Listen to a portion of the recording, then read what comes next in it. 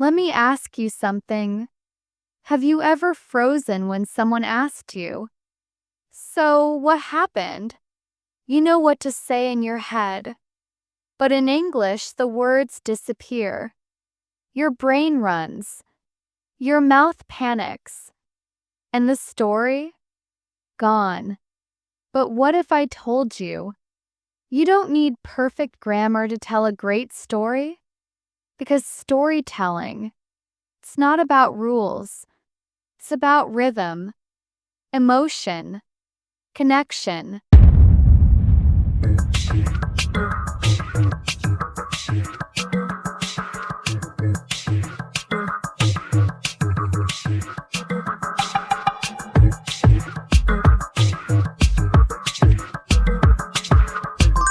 Welcome to Funkitalk, podcast where English becomes more than a language, becomes your superpower. Today, you're going to learn how to tell stories in English, even if your vocabulary is small, even if you make mistakes, even if you think you can't. Because trust me, you can. And by the end of this episode, you'll prove it to yourself. So sit back. Let's begin this story with yours. First, let's keep it simple. All good stories have 3 parts: the beginning, the middle, the end. That's it. You don't need fancy words. You don't need a Hollywood plot. You just need to answer 3 questions. What happened? When did it happen? How did you feel? Let's start with the beginning. A good beginning gives context. Set the scene like this. Last week, I was walking to work. When I was a kid, something weird happened. Yesterday, I saw something crazy. Notice something? One tells you when. One invites curiosity. One makes the listener go. And then what? That's your goal. Not to impress, but to hook. Because people don't remember perfect grammar. They remember how you made them feel. And that starts with a powerful beginning. So you've set the scene.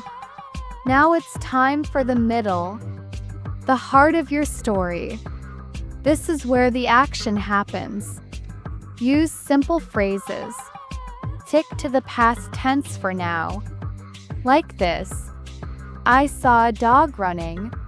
It looked scared. I tried to help. You don't need complicated words.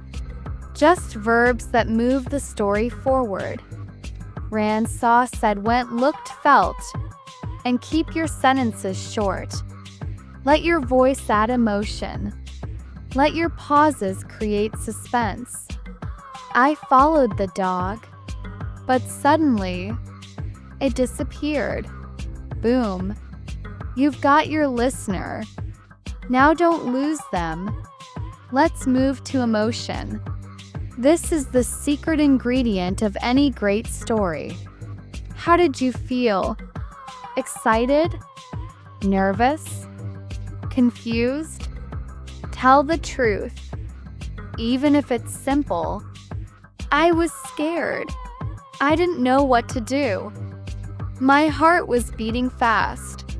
These phrases are powerful because they make the story real. Your story is no longer just about a dog. It's about you. And that's what makes people listen. They don't care if your English is perfect.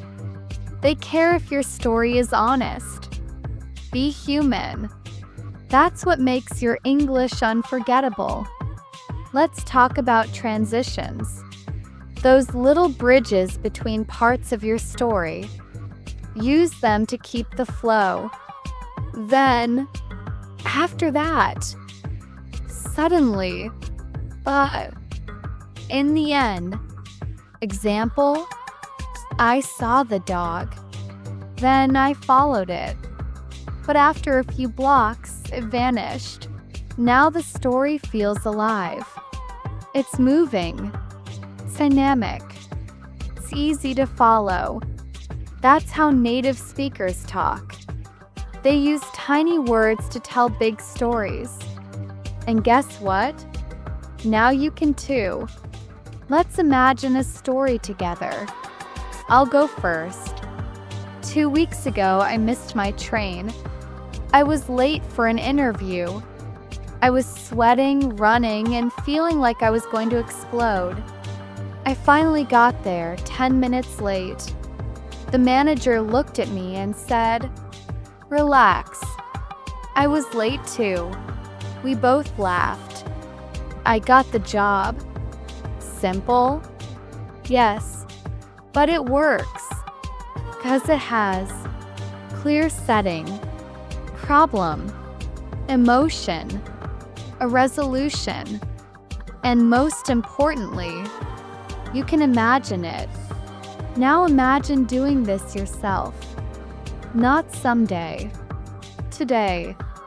So how do you practice this? Here's a trick.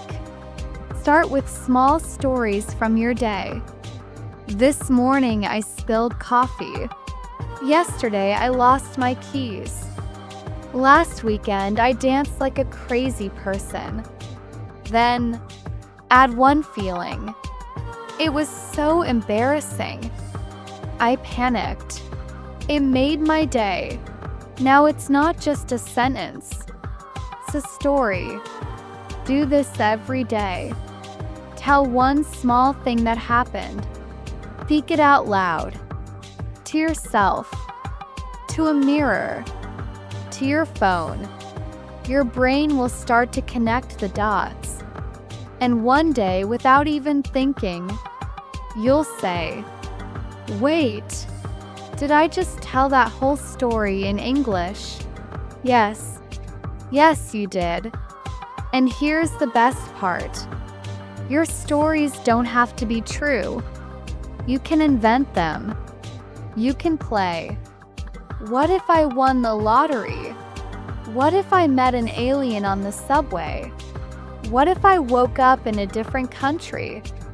These what if stories are amazing for practice. They build fluency, creativity, and confidence. You're not just learning English. You're becoming a storyteller. And storytellers don't need perfection. They need presence.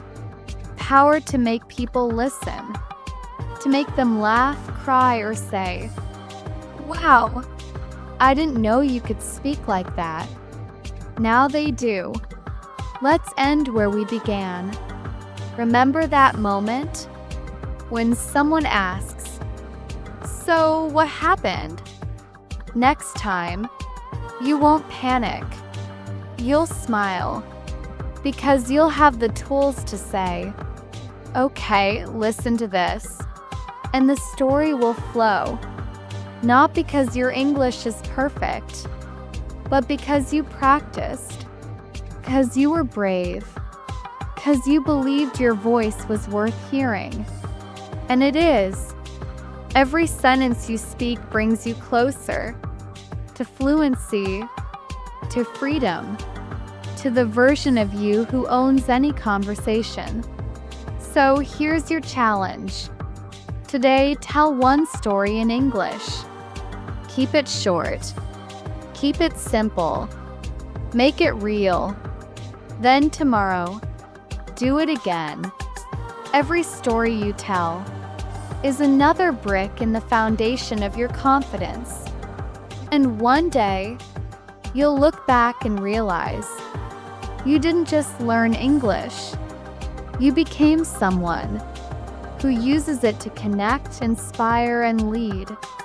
That's the magic of storytelling. That's the magic of Funkitalk. And if this was your first story, get ready, because the next one, it's going to blow their minds.